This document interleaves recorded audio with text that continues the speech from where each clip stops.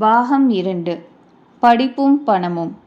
பண்டிதர் கேட்டார், ஆனால் இந்த காலத்தில் வாஸ்தவ யோகியதையை யார் கவனிக்கிறார்கள்? பணத்திற்குத்தான் மதிப்பு. மகாஸ்வாமிகள் கேட்டார், மதிப்பிடுகிறவர் யார்? பண்டிதர் கூறினார், எல்லாரும் தான். மகாஸ்வாமிகள் விளக்கினார், அப்படியல்ல. ஒரு பதார்த்தம் எவனுக்கு தேவையோ அவன்தான் அந்த பதார்த்தத்தில் மதிப்பு வைப்பான். ஆகவே பணம் வேண்டும் என்று நினைக்கிறவர்களால்தான் பணத்திற்கு மதிப்பு. பணம் வேண்டியதில்லை என்றால் இன்னொருவர் எவ்வளவு பணக்காரராயிருந்தாலும் நமக்கு ஆவதென்ன? பண்டிதர் கூறினார், ஆனால் இந்த லோகத்தில், அதாவது வியவகார தசையில் பணமில்லாமல் யாராலும் ஒரு காரியமும் செய்ய முடியவில்லையே. மகாஸ்வாமிகள் மேலும் விளக்கினார், அது வாஸ்தவம். இதனால் பணத்திற்கு ஏற்கனவே உள்ள மதிப்புக்கு மேல் ஜாஸ்தி மதிப்பு கொடுத்தாக வேண்டும் என்பது கிடையாது. பணம் என்பது சுக சாதனமாக ஏற்பட்டிருக்கிறது என்பதை மறந்து அதை சுகமென்றே எண்ணிவிடுகிறோம். இந்த ஜென்மத்தில் அனுபவிக்க வேண்டிய சுகம் எவ்வளவு என்பது பிறப்பதற்கு முன்பே தீர்மானிக்கப்பட்டு இருப்பதால் நம் பிரயத்தனத்தை எதிர்பாராமலே அது நமக்கு கிடைக்கும் என்பதையும், நம் பிரயத்தனத்தினால் அதை முன்கூட்டி அனுபவிக்கவோ மாற்றிக்கொள்ளவோ முடியாது என்பதையும் மறந்து விடுகிறீர்கள். துக்கத்தில் மூழ்கியிருக்கும் பணக்காரர்களையும் சந்தோஷத்தினால் குதூகலமடையும் பிச்சைக்காரர்களையும் நாம் பார்க்கிறோம் அல்லவா? நம் மதம் இன்னதென்று தெரிந்து கொண்டிருக்கிற நீங்கள் பணத்திற்கும் சுகத்திற்கும் சம்பந்தம் வைக்கலாமா? உண்மையில் சுக சாதனம் என்றுதான் பணத்திற்கு மதிப்பு கொடுக்கலாமா? பணம் வந்தால் ஸ்வீகரித்து கொண்டு உபயோகப்படுத்தலாமே தவிர பணம் இல்லையே என்று குறைபடவாவது ஏங்கவாவது நியாயம் கிடையாது. இது நிற்க, உங்கள் பையனுக்கு நவீன வித்யாபியாசம் கொடுத்து விட்டதால் நிறைய பணம் சேகரிப்பான் என்றாவது, நீங்கள் உத்தேசிக்கிற லௌகீக அந்தஸ்தை சம்பாதிப்பான் என்றாவது நிச்சயமாக சொல்ல முடியுமா? பண்டிதர் கூறினார், சம்பாதிப்பான் என்று எதிர்பார்க்கிறேன், அவ்வளவுதான் சொல்ல முடியும். மகாஸ்வாமிகள் கேட்டார், நீங்கள் நன்கு விசாரணை செய்யக்கூடாதவர் இல்லை. புத்தியுள்ள ஒருவன் ஒரு காரியத்தில் பிரவர்த்தித்தால் அவனுடைய மனதில் உத்தேசம் ஒன்று இருக்க வேண்டுமல்லவா? பண்டிதர் கூறினார், அந்த காரியத்தினால் கிடைக்கப் போகிற பலத்திலுள்ள ஆசைதான் பிரவೃத்திக்கே காரணம். மகாஸ்வாமிகள் கேட்டார், ஒரு குறிப்பிட்ட பலன் கிடைக்க வேண்டும் என்று ஆசைப்படுகிறவன் தன் மனதில் தோன்றினபடி ஏதேனும் ஒரு காரியத்தில் இறங்குவானா? பண்டிதர் கூறினார், அதெப்படி? அந்த பலனை கொடுக்கக்கூடிய காரியத்தில்தான் இறங்குவான். மகாஸ்வாமிகள் மேலும் தொடர்ந்தார், அல்லது அந்த பலனை கொடுக்கக்கூடிய காரியம் என்று அவன் நினைத்து கொண்டிருந்தாலும் அதில் இறங்குவான் இல்லையா? பண்டிதர் கூறினார், ஆமாம். மகாஸ்வாமிகள் தொடர்ந்தார், ஆகையால் ஒவ்வொரு காரியத்தையும் ஆரம்பிக்கும் முன் அந்த காரியத்திற்கும் உத்தேசிக்கிற பலனுக்கும் காரண காரிய சம்பந்தம் உண்டென்று சரியாகவோ தப்பாகவோ தெரிந்து கொள்ள வேண்டுமல்லவா? அதாவது இந்த காரியம் இந்த பலனை கொடுக்கும் என்ற எண்ணம் இல்லாத வரையில் பிரவೃத்தி இராது.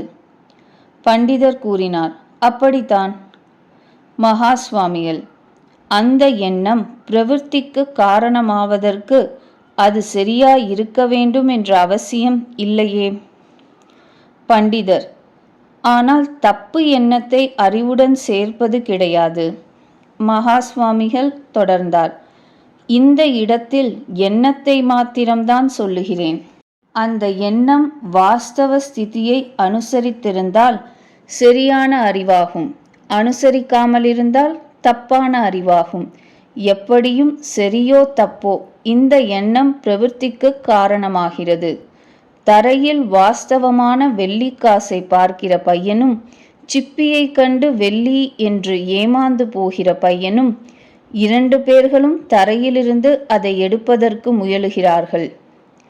அவ்வளவுதான் இங்கே பிரகிருத்தம்.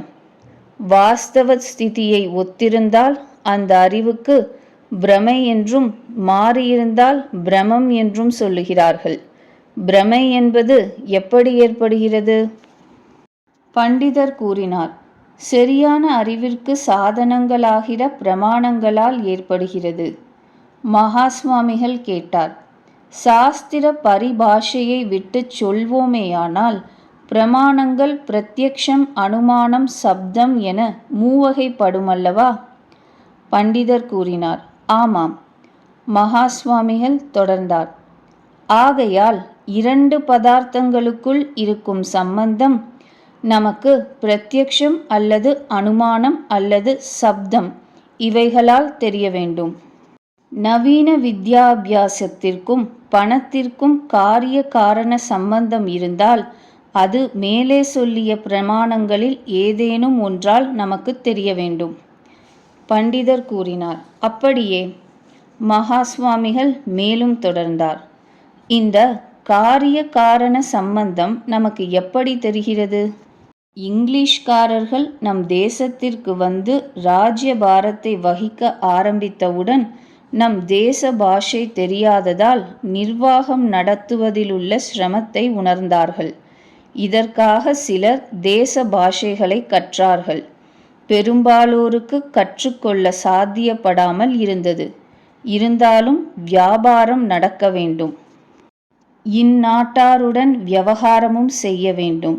வியாபாரம் நடக்கவும் ராஜ்யம் நிர்வகிக்கவும் அவசியம் பாஷா சௌகரியம் வேண்டியிருந்தபடியால் இந்தியர்களுக்கு இங்கிலீஷ் கற்றுக் கொடுத்துவிட்டால் அப்படி கற்றுக்கொண்டவர்கள் தங்களுடன் இங்கிலீஷ் பாஷையிலும் ஸ்வஜனங்களுடன் தேச பாஷையிலும் பேச முடியும் என்று கருதி இங்கிலீஷ் படிப்பை கற்றுக் கொடுக்க ஆரம்பித்தார்கள். இப்படி தம் இங்கிலீஷ் பாஷையை கற்றுக்கொண்டு இருதரத்தாருடன் பேசக்கூடியவர்களாக ஏற்பட்டவர்களுக்கு த்விபாஷிகள், அதாவது இரு பாஷைகளிலும் பேசக்கூடியவர்கள் என்ற பெயர் ஏற்பட்டது. த்விபாஷி என்ற பெயரே வழக்கத்தில் துபாஷ் என்று ஆகிவிட்டது. இங்கிலீஷ்காரர்களுக்கு தேச பாஷை தெரியாததினால் இந்தியர்களுடன் விவகாரம் செய்ய இந்த துபாஷ் மிகவும் அவசியமானார்.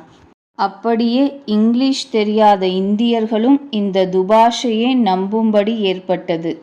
இவ்விதமாக இங்கிலீஷ்காரர்களின் ராஜ்ய ஆரம்பத்தில் துபாஷுக்கு செல்வாக்கு ஜாஸ்தி ஏற்பட்டு இரு தரத்தாருக்கும் மிக்க உபயோகமாயிருந்தபடியால் வெகு சீக்கிரம் பணமும் சேர நியாயம் ஏற்பட்டது. பண்டிதர் கூறினார், ஆமாம், வாஸ்தவம். மகாஸ்வாமிகள் கேட்டார், அந்த காலத்தில் வேண்டுமானால் இங்கிலீஷ் படிப்பிற்கும் பணத்திற்கும் காரிய காரண சம்பந்தம் பிரத்யக்ஷமாய் தெரிந்தது என்று சொல்லலாம். இந்த காலத்தில் அப்படி ஒரு சம்பந்தமும் இருப்பதாக தெரியவில்லையே. பண்டிதர் பதிலளித்தார், வாஸ்தவமாக ஒருவித சம்பந்தமும் இல்லைதான். பிரதி கிராமத்திலும் பரீட்சையில் தேறி பட்டம் பெற்றும் வேலை கிடைக்காத சிறுவர்கள் அரை டஜனுக்கும் குறையாமல் இருக்கிறார்கள். பணத்திற்கு வழி ஏது? மகாஸ்வாமிகள் தொடர்ந்தார், இது மாத்திரமல்ல, நவீன வித்யையை அபியசிக்கின்ற பையன்கள் பின்னால் பணம் சம்பாதிக்கிறார்களோ இல்லையோ செலவாளிகளாக பழகி கொண்டு விட்டார்கள் என்பதில் சந்தேகம் இல்லை. ஆகையால் அவர்களுக்கு பிழைப்புக்கு வழியில்லை என்பது மாத்திரமல்லாமல் நம் பிராச்சீன சம்பிரதாயத்தில் இருந்து கொண்டு சாத்வீகமாய் ஆடம்பர மன்னியில் காலம் கழித்து வரும் மற்றவர்களை விட மிகவும் ஹீனஸ்திதியில் இருக்கிறார்கள். பண்டிதர் பதிலளித்தார், வாஸ்தவம்தான். மகாஸ்வாமிகள் மேலும் கேட்டார், இதை எதற்காக சொல்லுகிறேன் என்றால், பிரத்யக்ஷத்தினால் நமக்கு ஏதேனும் தெரிகிறதா இருந்தால் நவீன படிப்பிற்கும் பணத்திற்கும் காரிய காரண சம்பந்தம் கிடையாதென்பது மாத்திரம் அல்லாமல் அதற்கு நேர் விபரீதமாய் நவீன வித்யாபியாசத்திற்கும் தரித்திர தசைக்கும் காரண காரிய சம்பந்தம் இருப்பதாக கூட தோன்றுகிறதல்லவா? பண்டிதர் பதில் கூறினார், அப்படித்தான் தோன்றுகிறது. தங்கள் குழந்தைகளுக்கு நவீன வித்யையை கற்றுக் கொடுக்க ஆரம்பித்திருக்கிற எத்தனையோ பெரிய குடும்பங்கள் நாளுக்கு நாள் தரித்திர தசையை அடைந்து வருவதை பார்க்கிறோம்.